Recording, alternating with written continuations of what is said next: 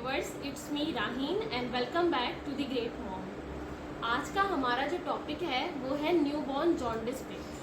Actually आज मैं अपने हॉस्पिटल्स की कुछ फाइल्स सेटअप करके रख रही थी, कुछ डॉक्यूमेंट्स अपने, तो उसमें मैंने अपने हॉस्पिटल की फ़ाइल देखी तो उसमें मुझे नेमत के भी यानी कुछ टेस्ट नज़र आए और कुछ इस तरह की मेडिकेशन और प्रिस्क्रिप्शन वगैरह की स्लिप वगैरह रखी थी।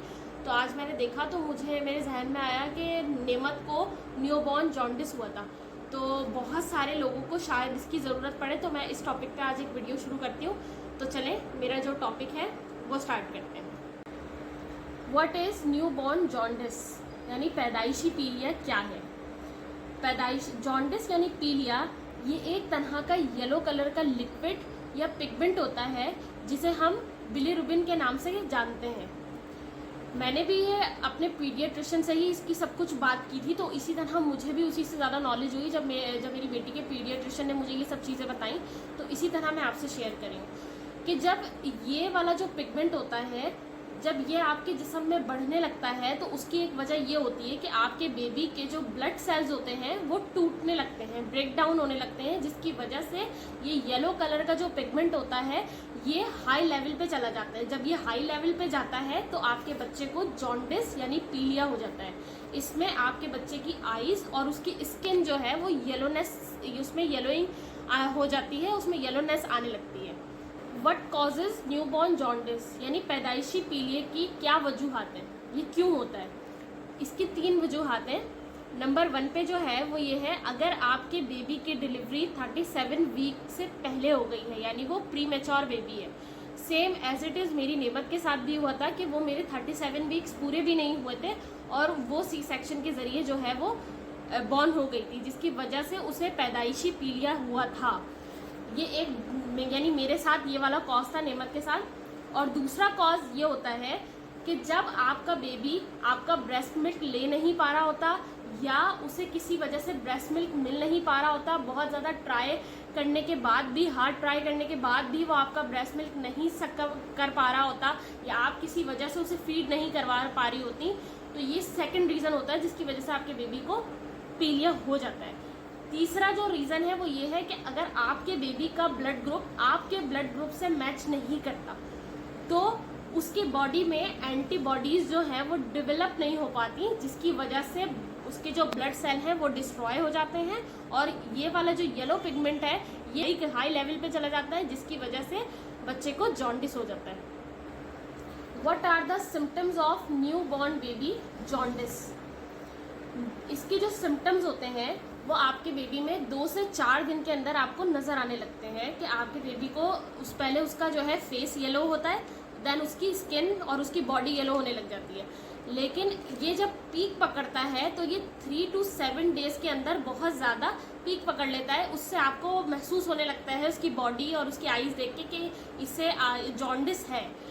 अगर आपको जॉन्डिस टेस्ट करना है तो सिंपल है, आप घर में अपने बेबी का जो नेल है, आप अपने बेबी का नेल ऐसे करके प्रेस करेंगी। प्रेस करने के बाद जो एरिया होगा वो अगर येलो हो जाता है तो सिंपल ये एकदम लाइकली है कि उसे जो है वो, ये एक लाइकली एग्जाम्पल है कि उसे जॉन्डिस है।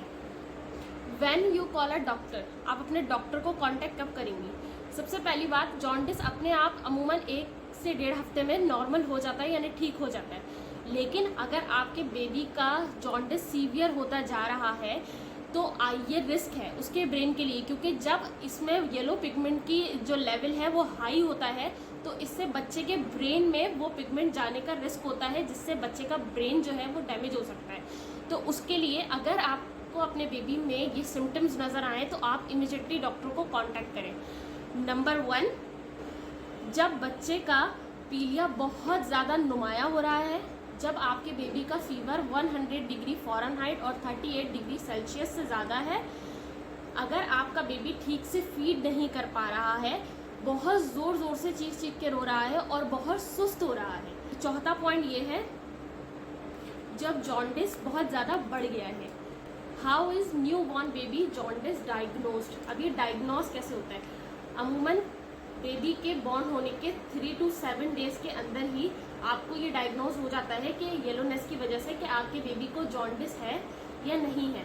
अच्छा, जॉन्डिस का मालूम तो आपको येलोनेस की वजह से हो जाता है, लेकिन आपको ये कोशिश करनी है कि जब आप हॉस्पिटल से डिस्चार्ज हो रही हैं, डिस्चार्ज होने के 1 वीक के अंदर अंदर आपको अपने बेबी को एक अच्छे पीडियाट्रिशियन के पास जाके प्रॉपर चेकअप करवाना चाहिए उसका, क्योंकि येलोनेस की वजह से जॉन्डिस का तो पता चल जाता है, लेकिन उसकी सीवियरिटी पता नहीं चलती कि वो कितना सीवियर है आपके बेबी में। इसके लिए डॉक्टर आपके बेबी के लिए कुछ टेस्ट लिखते हैं। मेरी बेटी को जॉन्डिस हुआ था तो वो भी थोड़ा सा सीवियर चला गया था, जिसकी वजह से डॉक्टर ने मुझे अब मेरी बेटी के लिए कुछ ब्लड टेस्ट करवाने के लिए कहा था। अब वो ब्लड टेस्ट क्या है वो मैं आपको एक एक करके बताती हूँ। CBC यानी कंप्लीट ब्लड काउंट, दूसरा है ब्लड टाइप, तीसरा है रीसिस फैक्टर यानी RH इनकम्पैटिबिलिटी, चौथा है कोम्स टेस्ट। ये डॉक्टर जो है आपके बेबी के बॉडी में इंक्रीज ब्लड सेल्स कितने ब्रेक डाउन हुए हैं ये देखने के लिए करवाते हैं। How is new born baby jaundice treated? आप उसे ट्रीटेड कैसे करेंगे? माइल्ड जो जॉन्डिस होता है यानी हल्का फुल्का जो जॉन्डिस होता है वो तो खुद ही 1-8 हफ्ते में चला जाता है। उसके लिए आप ये करें, क्योंकि वो इसलिए चला जाता है क्योंकि बाज़ बच्चों का जो है लिवर जो है वो मैच्योर हो जाता है और वो अपनी मदर का जो ब्रेस्ट फीड है या फॉर्मूला मिल्क है वो जो है वो दिन में 8 से 12 मरतबा ले रहे होते हैं, जिसकी वजह से वो यूरिन के जरिए पास होके जो पिगमेंट होता है येलो वाला वो निकल जाता है, तो वो ख़त्म हो जाता है। दूसरा, अगर वो इससे ज़्यादा सीवियर है तो डॉक्टर बेबी को हॉस्पिटल में एडमिट करके उसे फोटोथेरेपी देते हैं। फोटोथेरेपी में सिंपल आपके बेबी को पूरा सब कुछ के कपड़े वगैरह उतार के सिर्फ उसे डायपर पहना के और उसे प्रोटेक्टिव गोगल्स लगा के एक ब्लू स्पेक्ट्रम लाइट होती है उसके नीचे रखते हैं कुछ टाइम के लिए। देन वो फिर उससे जो होता है कि आपकी जो येलो पिगमेंट की जो लेवल होता है वो कम हो जाता है। देन उससे भी ज़्यादा जब सीवियर होता है तो डॉक्टर आपके बेबी को स्मॉल अमाउंट में ब्लड चढ़ाते हैं, यानी आपके बेबी के डैमेज सेल को एक हेल्दी ब्लड सेल के साथ एक्सचेंज करते हैं, जिससे आपके बेबी में जो है येलो पिगमेंट का लेवल कम होता है और उसके ब्लड सेल की जो काउंट्स है वो ज़्यादा हो जाती है। Can new born jaundice be prevented? आप इस बात का ख्याल रखें कि आपके बेबी को दिन भर में 24 आवर्स में पूरा न्यूट्रिशन मिले, जैसे कि आप उसे 8 to 12 टाइम 24 आवर्स में फीड करवाएं। उससे बेबी का जो बेबी के अंदर डिहाइड्रेशन नहीं होगी तो उसका लिवर अच्छे से काम करेगा, तो यूरिन के ज़रिए उसका जो येलो पिगमेंट का जो लेवल है जो उसमें बहुत ज़्यादा बढ़ा हुआ है वो उसकी यूरिन के ज़रिए पास होके निकल जाएगा। तो आपके बेबी को इस तरह प्रिवेंट रख सकती हैं ब्रेस्ट फीड करवा के, प्रॉपरली उसे न्यूट्रिशन दे के। देन सेकेंड, अगर आपका बेबी फॉर्मूला मिल्क पे है तो आप उसे हर 2 से 3 घंटे के बाद 1 to 2 आउंस मिल्क के उसे बना के देंगी। अगर वो पूरे 24 आवर्स में अपने 8 से ज़्यादा फीड नहीं ले पा रहा, यानी उसके लिए आप वो जाग नहीं पा रहा, तो आप अपने डॉक्टर से उसके लिए क्वांटिटी जो है वो डिस्कस कर लें मिल्क की कि उसे मैं कितना मिल्क दूं। वैसे तो अमूमन आम तौर पे 1 वीक के बच्चों को 1 to 2 ounce he formula milk दिया जाता है वाटर के साथ, लेकिन हर बच्चा डिफरेंट होता है, उसकी बॉडी डिफरेंट होती है, उसकी हर चीज़ डिफरेंट होती है एक दूसरे बच्चे से। तो प्लीज़ आप अपने बेबी को, जो मैंने एक जनरल सी बात के लिए आपको ये क्वांटिटी बताई है कि इतनी क्वांटिटी दी जाती है, लेकिन अगर आप अपने बेबी को जितनी भी क्वांटिटी दे रही हैं वो डॉक्टर की रिकमेंडेशन के हिसाब से देंगी कि वो जितनी आपको क्वांटिटी बताएंगे आप उतनी ही क्वांटिटी अपने बेबी को देंगी। जी, तो ये था मेरा आज का टॉपिक जो मैंने आपके साथ डिस्कस करना था कि ये होता है न्यू बॉर्न जॉन्डिस, इस तरह से आप उसको ट्रीट कर सकती हैं। ये होता क्या है, इसके सिम्टम्स क्या होते हैं, ये किस वजह से होता है, इसकी अलामात क्या होती है, मैंने आपको सब कुछ इस वीडियो में डिटेल में बता दिया है, क्योंकि ये मेरे साथ हुआ था तो इसलिए मुझे इसकी इतनी ज़्यादा डिटेल भी मालूम है।